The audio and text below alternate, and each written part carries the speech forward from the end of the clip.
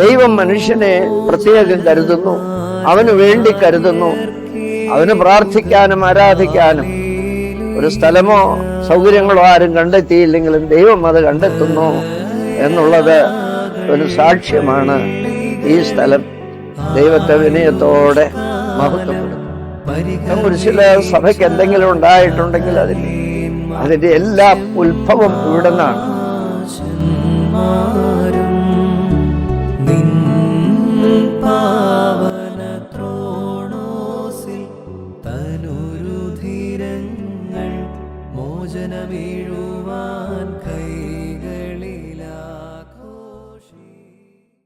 ഇനിയും എൻ്റെ ഈ ലോകത്തിലെ യാത്ര തുടരാൻ സാധിക്കുകയില്ല.